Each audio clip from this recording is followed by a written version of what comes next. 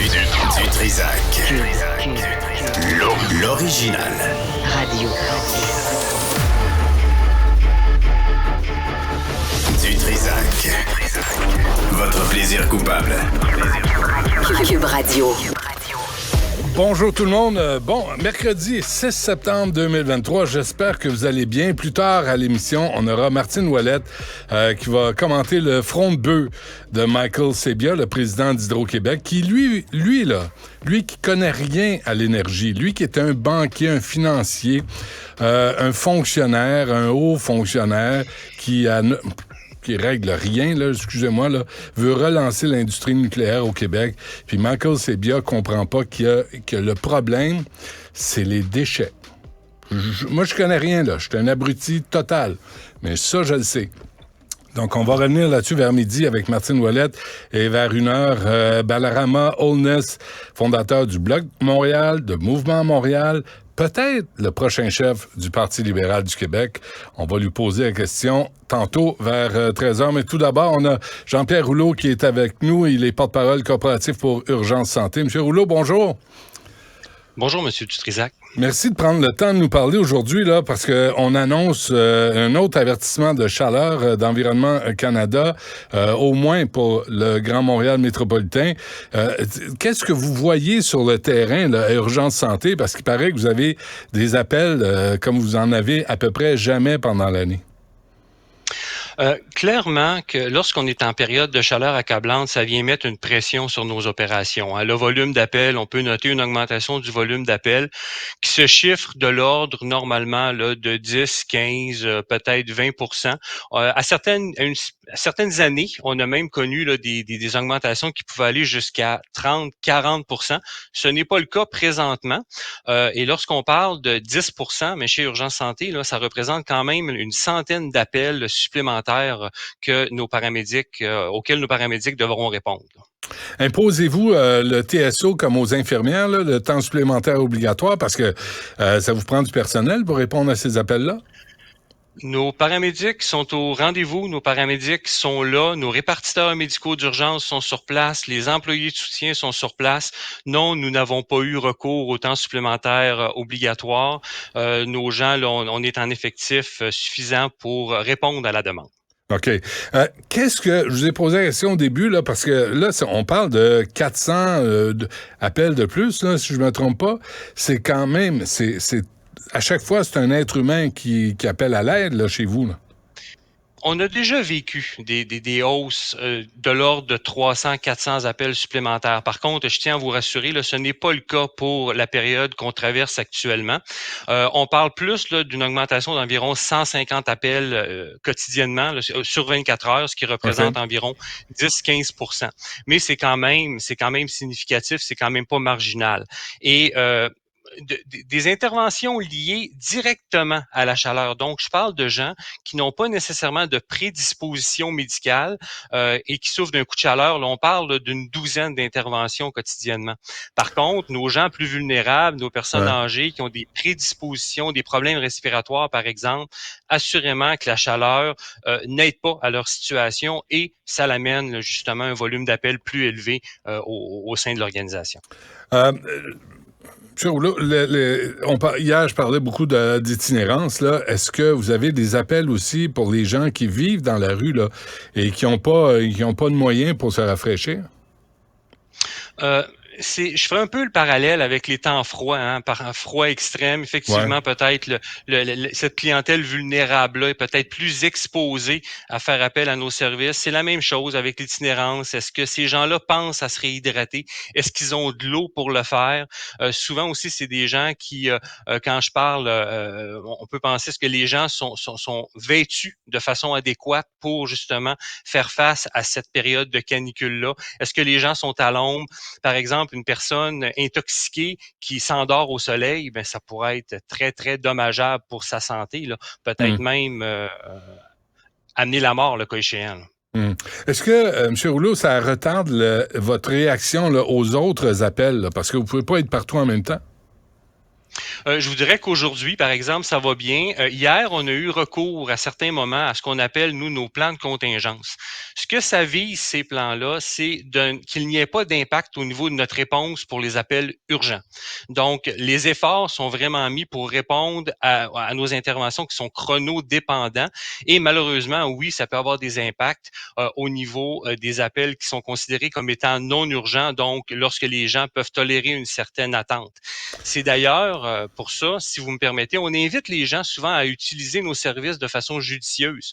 Ouais. Souvent, un simple conseil peut faire l'affaire en communiquant avec le 811, parler avec une infirmière. Des fois, ça pourrait éviter un appel au 911 ou même une visite dans une salle d'urgence. OK, donc pour moi, là, c'est pas la journée pour en péter une. Là. Tu sais, c'est pas le temps de faire une crise cardiaque aujourd'hui. Il faudrait attendre un petit peu à quelques jours. En fait, lorsqu'on parle de malaise cardiaque, par exemple, ce sont des Ouais. appels chronodépendants, donc des appels de haute priorité. Alors, tout est mis en œuvre pour qu'il n'y ait pas d'impact au niveau du temps-réponse sur ces interventions-là.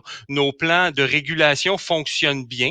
Oui, ça a des impacts sur les appels qui sont considérés comme étant non urgents, mais ça vient vraiment limiter les impacts possibles au niveau de nos appels de haute priorité, donc des appels chronodépendants. OK, moi, je connais pas ça, M. Rouleau, là, mais qu'est-ce que ça fait, c'est la chaleur intense sur le corps? Vous avez parlé de déshydratation, là, ça, on comprend ça. Mais pour le reste, là, comment le corps réagit là, quand il est face à ce genre de chaleur? Ça peut se manifester de différentes façons. Comme tantôt, je vous parlais de personnes qui ont une prédisposition avec des problèmes respiratoires. Bon, on peut parler d'une augmentation de leur difficulté à respirer, mais normalement, un coup de chaleur va se manifester par des étourdissements.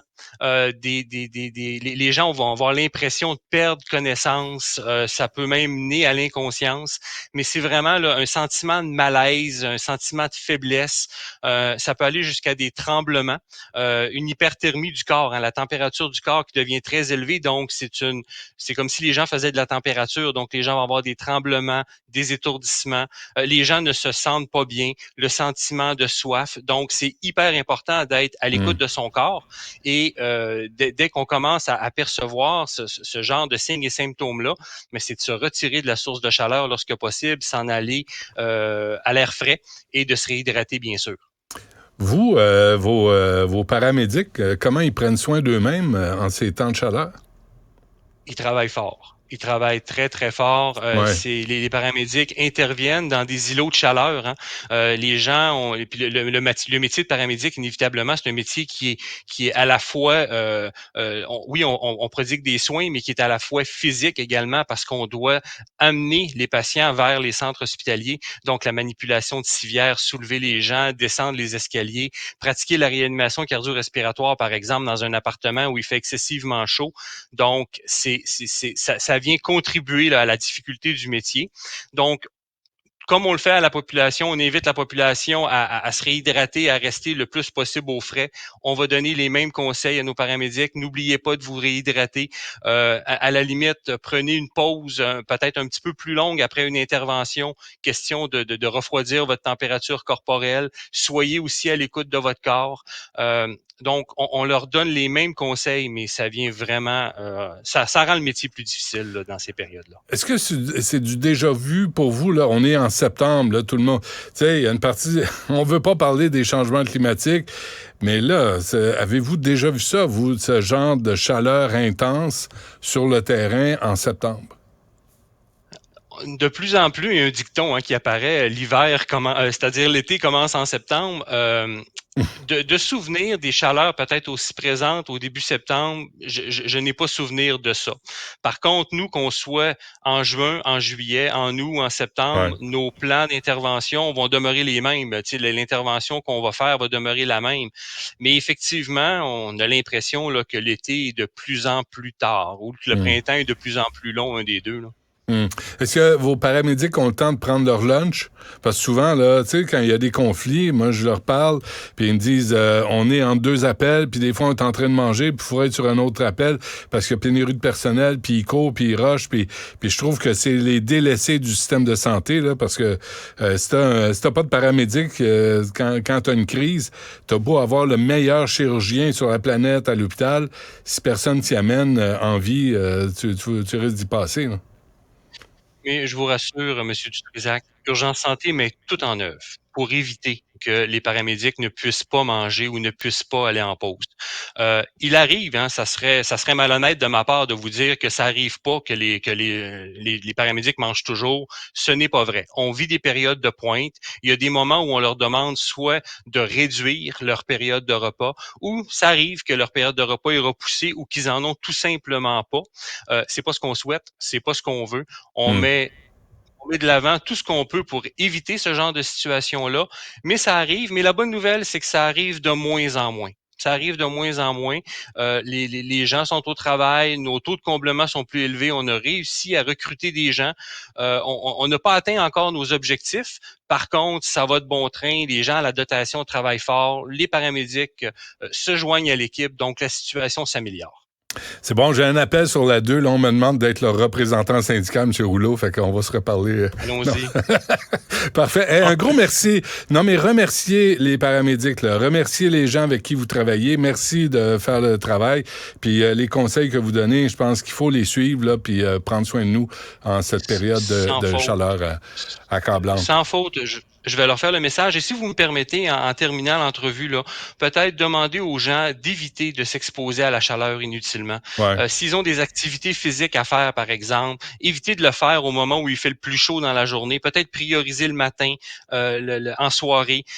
Porter aussi une attention particulière à la clientèle vulnérable. Je pense à nos personnes âgées, je pense à nos enfants. Mm. Et le 811, bien sûr, si votre situation est non urgente, et j'insiste sur le non urgent, Mm.